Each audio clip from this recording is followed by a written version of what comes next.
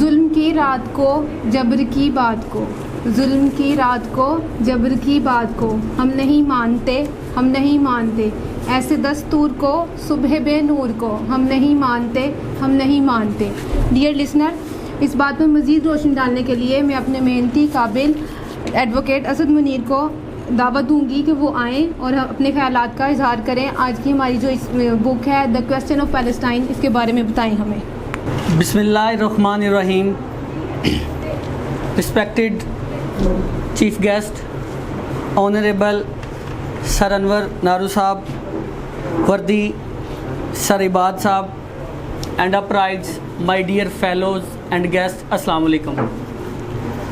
باب العلم لا اکیڈمی کے پلیٹ فارم سے میں ہوں اسد منیر، آپ سب کو آج کی اس نشست میں اپنا قیمتی وقت نکالنے اور ہمارے اس ادبی سفر میں ہم سفر بننے کے لیے ایک بار پھر میں آپ سب کا شکر گزار ہوں۔ سامعین و ناظرین، آج کی نشست کا جو موضوع ہم نے سلیکٹ کیا ہے وہ پریزنٹ ایج کا ہاٹ ایشو ہے، نہ صرف پاکستان بلکہ انٹرنیشنل لیول پر بھی ہر زبان زد عام ہے۔ ٹوڈے ایز اے ہول باب العلم لا family we are trying our best to unveil facts and figures of this issue. آج جس کتاب کا ریویو میں کرنے جا رہا ہوں اس کا نام ہے the question of Palestine by Edward Said. ناظرین، کہا جاتا ہے کہ تصنیف ہمیشہ اپنے مصنف کی سوچ کے زاویے، خیالات، احساسات اور ترجیحات کا پتہ دیتی ہے، اور یہ بالکل درست بات ہے۔ یہاں بھی فلسطین اور ایڈورڈ سیڈ کے درمیان ڈائریکٹلی اور انڈائریکٹلی ایک احساس کا رشتہ قائم ہے جو وہ اپنی اس بک میں بیان کرتے ہیں۔ ڈیئر فیلوز، ایڈورڈ سیڈ جو کہ یروشلم میں ہی پیدا ہوئے اور اپنی ابتدائی تعلیم مصر اور بیت المقدس کے سکولوں میں ہی حاصل کی، اور اس کے بعد بی اے، ایم اے اور پی ایچ ڈی کی ڈگریاں پرسٹن یونیورسٹی سے حاصل کی۔ Dear fellows, Edward Said was the first person who raised voice for the voiceless people of Palestine۔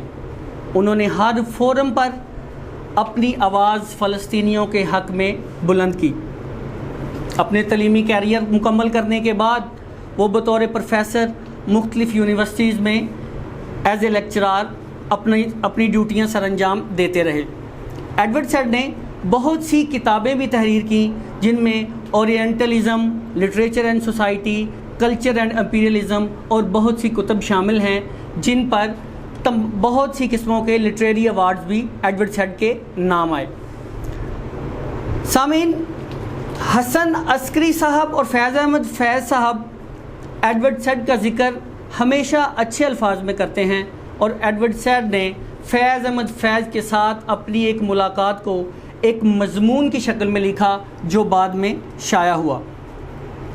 He openly challenged the world that Muslims are being displaced, crushed, exploited and marginalized۔ Dear fellows، Edward Said فلسطینی council خانے کے رکن بھی رہے۔ Dear fellows، question of Palestine کو اگر میں کسی شاعر کے جذبات کے انداز میں بیان کرنا چاہوں تو وہ کچھ یوں ہوں گے: پھیلی سیاہ رات ہے اے رب ذوالجلال، شور حریم ذات ہے اے رب ذوالجلال، ایک اور سومنات ہے اے رب ذوالجلال، اب تنگ کائنات ہے اے رب ذوالجلال۔ Dear fellows, the question of Palestine by Edward Said, اس بک کے فلسفے کو سمجھنے کے لیے ہمیں ایڈورڈ سیڈ کا ایک اور فلسفہ اورینٹلزم اس کو سمجھنا بہت ضروری ہے۔ وہ فلسفہ یہ ہے کہ جو ترقی یافتہ قومیں ہیں، جو پروگریس نیشن ہیں، وہ ہمیشہ سے غیر ترقی یافتہ قوموں اور ان کے قدرتی وسائل کو ہمیشہ اپنا حق سمجھ کے استعمال کرتے ہیں، اور ایکسکیوز یہ دیتے ہیں کہ ہم ان کی ایجوکیشن اور ان کی ترقی کے لیے ان کے خطے میں، ان کی اسٹیٹ میں آئے ہیں۔ ڈیئر فیلوز،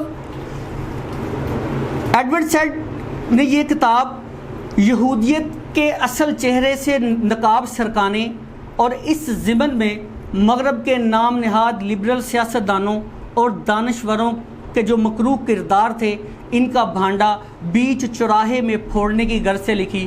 اور اسپیشلی ان کی یہ کتاب لکھنے کا مقصد یہ تھا کہ جو امریکن جو وہاں کے لوگ ہیں وہ فلسطین اور اسرائیل کے بیسک جو فیکٹس ہیں ان کے بارے میں ان کو پتہ چلے جو ہمیشہ سے غلط فیکٹس ان تک پہنچائے گئے.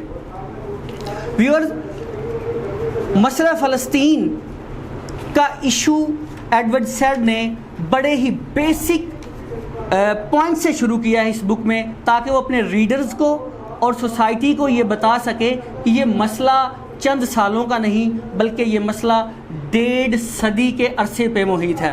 یہ بات 1860 یعنی 19ویں صدی کے آخر والے اشروں میں شروع ہوئی، جب چند یہودی قافلوں کی صورت میں فلسطین کے ساحلوں پر پہنچے.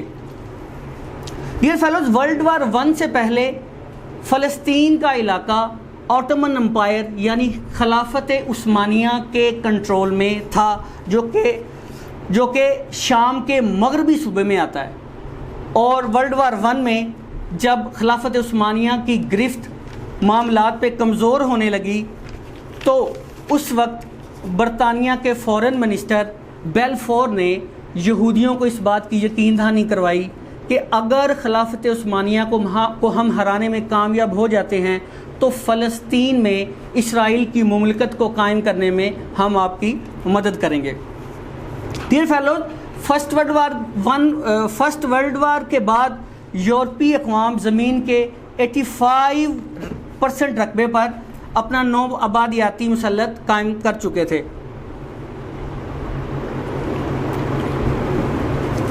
ورلڈ وار 1 اور ورلڈ وار 2 کے درمیان کا جو پیریڈ گزرا، اس دوران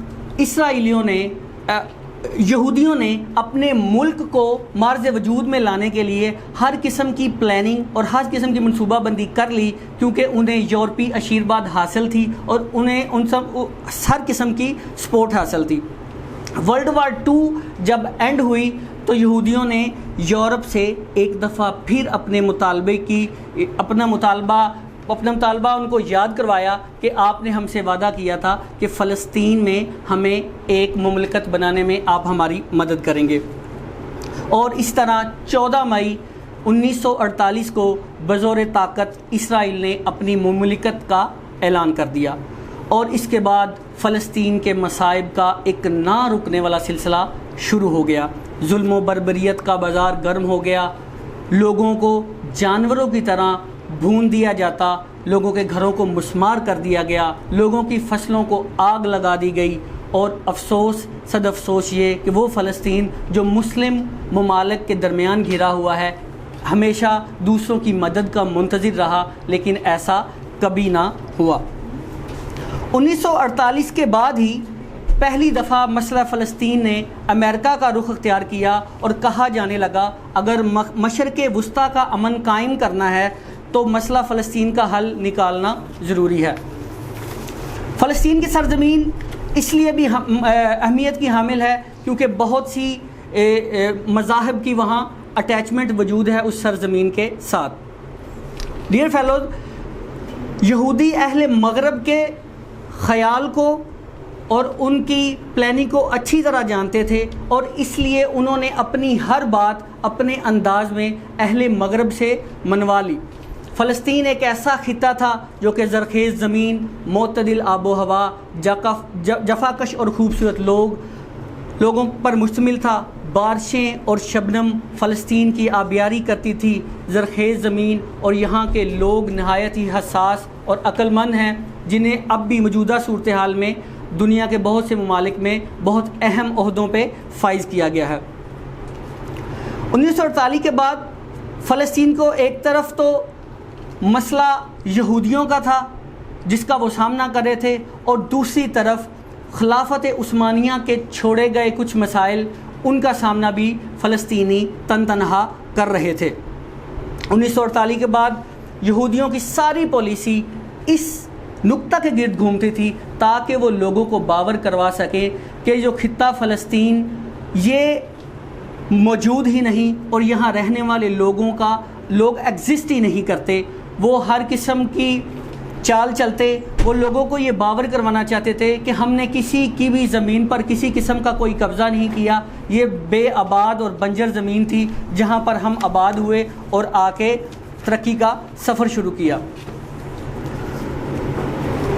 یہودی جو آپس میں بہت زیادہ اخوت اور بہت زیادہ یونٹی کے ساتھ رہتے ہیں, اور ان کی یہ یونٹی بھی نسلی بنیادوں پر قائم ہے. کسی اور نسل, کسی اور مذہب, کسی اور فرقے کے لوگ کو وہ اپنے قریب بھی بھٹکنے تک نہیں دیتے.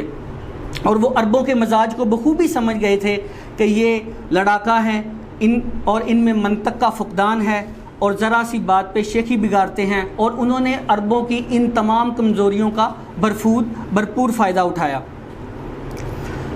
ڈیئر فیلوز, تعلیمی میدان میں یہودیوں نے فلسطینیوں کو پیچھے رکھنے کے لیے جو پلان کیا وہ یہ تھا کہ ان کے طالب علموں کے ساتھ انتہائی قسم کی زیادتی کی گئی. اداروں میں ان کے داخلے کو انتہائی کم کر دیا گیا.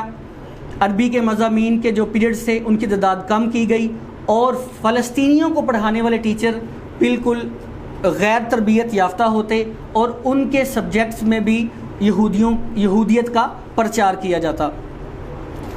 ڈیئر فیلوز, یہودیوں نے اپنی ریاست کو قائم کرنے کا جو خواب دیکھا تھا, انہوں نے اس خواب کو پورا کرنے کے لیے بہت عرصہ پہلے ہی منصوبہ بندی کر لی, اور جوئش نیشنل فنڈ کا قیام بھی اس منصوبہ بندی کا حصہ تھا. Dear fellows, Jewish national fund کا ٹاسک یہ تھا کہ وہ فلسطین سے فلسطینی عربوں کی زمینیں خریدیں, اور وہ خریدی ہوئی زمین کسی ایک یہودی کی ملکیت نہیں ہوتی تھی, بلکہ وہ زمین تمام یہودیوں کی ملکیت تھی. عربوں نے وہ زمینیں زیادہ قیمتوں پر یہودیوں کو بیچ دیں, اور انہیں اس بات کا اندازہ نہ تھا کہ انہی کی بیچی ہوئی یہ زمین ان کے لیے ہمیشہ کے لیے تنگ کر دی جائے گی. 1948 سے لے کے 1966 تک اسرائیل کے عرب شہروں پر فوجی حکومت کو قائم کیا گیا تاکہ وہاں لا اینڈ آرڈر کی صورتحال کو کنٹرول کیا جائے اور یہودیوں کا تسلط فلسطین پر قائم رکھا جائے. 1967 کی جنگ کے بعد مغربی کنارے اور غزہ کی پٹی پہ 10 لاکھ مزید فلسطینیوں کو انہوں نے اپنی رایہ بنا دیا. ڈیئر فیلوز, یہودیوں کے لیے عربوں کی جو سب سے بڑی چیز خطرہ تھی وہ عربوں کی آبادی تھی. زیادہ سے زیادہ بلکہ لاکھوں فلسطینیوں کو اپنے ملک سے ملک بدر کرنے کے باوجود, لاکھوں فلسطینیوں کا قتل عام کرنے کے باوجود فلسطینیوں کی تعداد میں, ان کی آبادی میں اضافہ یہودیوں کی آبادی کی نسبت زیادہ ہو رہا تھا, جو ان کے لیے مشکلات کا باعث تھا. ناظرین, کسی بھی قوم کی تباہی کا سب سے پہلا مرکز اس قوم کی معیشت کو تباہ کرنا ہے, اور یہودیوں نے یہی کیا. فلسطینیوں پر معیشت کے دروازے بند کر دیے, ان کو نوکریوں سے نکال دیا گیا. اگر انہیں کہیں کام پہ رکھا بھی جاتا وہ اتنی کم اجرت پہ رکھا جاتا کہ اس میں نہ جیا جا سکتا تھا اور نہ مرا جا سکتا تھا. ڈیئر فیلوز, یورپ اور امریکہ, ان کے اسکالرز, ان کے رائٹرز, ان کے پوئٹس, ان کے ذرائع ابلاغ, ان کے مفکرز اور ان کے تھنک ٹینکس, انہوں نے ہمیشہ ہی فلسطین کے لوگوں کے ساتھ زیادتی کی. وہ زیادتی انہوں نے اپنے قلم کے ذریعے کی. انہوں نے فلسطین میں ہونے والے ظلم کو, فلسطین میں ہونے والی بربریت کو کبھی بھی اپنے قلم کی زینت نہ بننے دیا, اور یورپ اور امریکہ کے لوگوں کو حقائق سے ہمیشہ محروم رکھا, اور ان لوگوں کو وہی کچھ دکھایا گیا جو کچھ یہودی دکھانا چاہتے تھے, تاکہ پورے یورپ اور امریکہ کے لوگوں کے دلوں میں فلسطینیوں کے لیے وہ محبت یا وہ احساس پیدا نہ ہو جو یہودی ہمیشہ کے لیے ختم کرنا چاہتے تھے.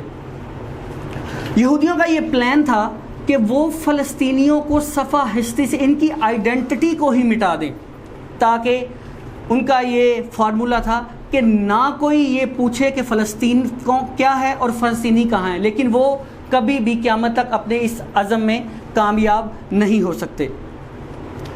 فلسطینی کے ایک شاعر ہے توفیق زیاد، انہوں نے اپنی آئیڈینٹی، اپنے ہونے کا پتہ اپنے چند شعروں میں دیا.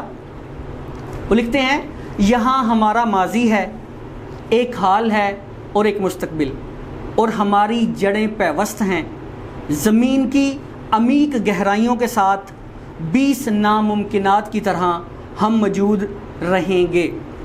ڈیئر فیلوز، فلسطین کے ارد گرد موجود عرب ممالک جن کا کردار اول دن سے لے کے آج تک نہایت ہی مشکوک رہا ہے اور نہایت ہی افسوسناک رہا ہے. ہمیشہ عرب ممالک کے فلسطین کے بارے میں سٹانس غیر رسمی رہا ہے، عوام کے جذبات کے مطابق رہا ہے یا ذاتی مفاد کے لیے رہا ہے. اگر کسی نے فلسطین کے حق میں بولا ہے تو اس نے اپنی معاشی فائدہ ڈھونڈا ہے. اگر کسی نے ان کے بارے میں کچھ بولا ہے تو اس نے اپنی عوام کی ترجمانی کی تاکہ آئندہ عوام اپنی حکومت کے ساتھ ہو. ڈیئر فیلوز، جب سارا یورپ، سارا امریکہ، سارے تھنک ٹینکس، ادیب، صحافی، عرب ممالک اور سارے ہمسایہ جات اور ملک کے اندر کے غدار سب فلسطین کے خلاف تھے، تو تب فلسطینیوں نے اس بربریت کا سامنا کرنے کے لیے کچھ تنظیمیں تشکیل دیں جو اس بربریت کا سامنا کرتی اور اپنی قوت اور طاقت کے مطابق ان سے لڑتی. ان میں ایک تنظیم اسرات الارض ہے جو 1950 میں وجود میں آئی اور جس کا مطلب تھا خاندانی اراضی. اس تنظیم کا یہ موٹو تھا کہ جو زمین ہم سے لی گئی وہ ہماری خاندانی اراضی تھی اور ہمیں یہ واپس کی جائے. اور اسی سلسلے میں ایک بہت مشہور اور اہم تنظیم آزادی فلسطین جو کہ 1965 میں مرز وجود میں آئی اور جس کے بانی میں یاسر عرفات کا نام سر فہرست ہے. اور یاسر عرفات کا نام ہماری آج کی جنریشن جانتی ہے جنہوں نے آزادی کی یہ لڑائی لڑی. لیکن وقت گزرنے کے ساتھ ساتھ یاسر عرفات بھی اسرائیل کو تسلیم کرنے اور ان کے تابع رہنے کے لیے راضی ہو گئے. اس کو ان کی مفاہمت سمجھیں یا انہیں لالچ سمجھیں، لیکن یہودیوں نے کسی بھی طور پہ ان کی اس حمایت کو قابل قبول نہ سمجھا اور انہیں ہمیشہ ہی دہشت گرد کے طور پر دنیا کے سامنے پیش کیا. ڈیئر فیلوز، ایک بہت ہی اہم نقطہ جو دور حاضر میں ہم دیکھتے ہیں جس پہ ہم سب مسلمانوں کی جان بھی قربان ہے، وہ مسئلہ ہے ناموس رسالت کا. ڈیئر فیلوز، ایڈورڈ سیڈ نے اپنی اس کتاب میں اس مسئلے کی طرف بھی بڑے ہی عقل مندانہ انداز سے اشارہ کیا اور حقائق ہمیں بتائے کہ آج کے دور میں ہونے والے ناموس رسالت کے واقعات، ان کا تعلق ڈائریکٹلی اس دور سے ہے جب یہ ساری سازشیں اور ساری چالیں چلی گئی.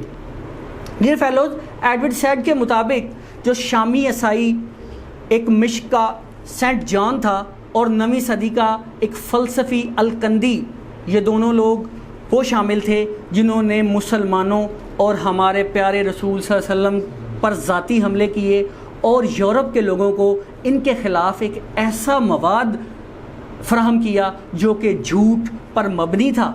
اور کیونکہ یہ دونوں لوگ عربی زبان پہ عبور رکھتے تھے، اس لیے انہیں یہ مواد گھڑنے میں، اس میں تبدیلیاں کرنے میں مہارت حاصل تھی. اور ستم ظریفی تو یہ ہے کہ عرب کے لوگ آج بھی اس مواد کو حقیقت سمجھتے ہیں اور آج کے دور میں ہونے والا یہ ناموس رسالت کا واقعہ اسی کا شاخسانہ ہے جو اس دور میں کیا گیا.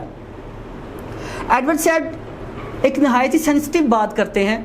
وہ کہتے ہیں کہ مسئلہ فلسطین اور اسرائیل کے متعلق ہماری عام سی گفتگو جو ہر وقت ہم کرتے ہیں، ہمیں یہ حقائق اور ریالٹیز اور جو بیسک فیکٹس ہیں ان کے بغیر عمومی طور پر ہمیں کسی بھی فورم پر نہیں کرنی چاہیے. ڈیئر فیلوز، یہودیوں کا مین ایجنڈا یہ تھا کہ پورے جو فلسطین کی سرزمین تھے اس پہ قبضہ کیا جائے اور لوگوں کو بار بار اس بات کو باور کروایا جائے کہ اس سرزمین پہ فلسطینی نام کے کوئی باشندے نہیں رہتے تھے۔ فلسطینیوں کی شناخت پر فلسطین کے ایک شاعر نے ایک نظم لکھی جن کا نام ہے محمود درویش، اور نظم کا عنوان ہے شناختی کارڈ۔ وہ کہتے ہیں لکھ لو میں عرب ہوں، میرا نہ کوئی نام ہے اور نہ خطاب، میں ایسے ملک میں صابر و شاکر ہوں جہاں کے لوگ جل بھن کر کباب ہو جاتے ہیں، چنانچہ صفحہ اول کے عین اوپر لکھ لو میں انسانوں سے نفرت نہیں کرتا اور نہ ہی اپنی حدود سے تجاوز کرتا ہوں، تاہم اگر پیٹ خالی ہو تو غاضب کا گوشت میری غذا ہے، بچو میری بھوک سے اور میرے غصے سے بھی۔ ڈیئر فیلوز، ایڈورڈ سیڈ نے اس ایشو کے تمام فیکٹس پہ تو بڑے ہی بہترین انداز میں روشنی ڈالی، لیکن وہ یہ کہتے ہیں کہ مستقبل میں اس ایشو کا کیا ہو سکتا ہے۔ وہ کہتے ہیں کہ مصر، امریکہ اور اسرائیل یہ تینوں مل کر اس خطہ ارض پر یا اس کے ہونے والے فیصلوں پر کچھ حکمت عملی بنا سکتے ہیں۔ ان کا یہ کہنا ہے کہ ساری صورتحال میں سعودی عرب کا کردار انتہائی اہم ہے، جو اپنے معاشی مدد سے اس مسئلے کو حل کرنے کے لیے مسلمانوں کی مدد کر سکتا ہے۔ ایڈورڈ سیڈ کہتے ہیں کہ اسرائیل میں رہنے والے یہودی اور فلسطین میں رہنے والے فلسطینی عرب، ان دونوں کا ماضی اور مستقبل ہر لحاظ سے آپس میں جکڑا ہوا ہے۔ ان کا حل ان کو آپس میں مل کر ہی کرنا ہوگا۔ وہ کہتے ہیں کہ ان کا آمنا سامنا مستقبل قریب میں ہو یا مستقبل بعید میں، اس مسئلے کا حل ان دونوں مملکتوں نے بیٹھ کے نکالنا ہے۔ وہ کہتے ہیں کہ اگر یہودی اور فلسطین کے لوگ مل کر اگر اپنی صلاحیتوں کو بروئے کار لا کر اس پورے خطے کی خوشحالی اور اس کی بہتری کے لیے اگر کام کریں تو یہ خطہ جسے مشرق وسطیٰ کہا جاتا ہے پوری دنیا کے لیے ایک مثال بن جائے۔ اب میں اپنے اس ریویو کا اختتام محسن نقوی کے چند اشعار سے کروں گا، جو فلسطین میں ہونے والے تمام معاملات اور تمام ظلم و بربریت کے جو کارنامے ہوئے اس کو بہت اچھی طرح اپنے الفاظ میں بیان کرتے ہیں۔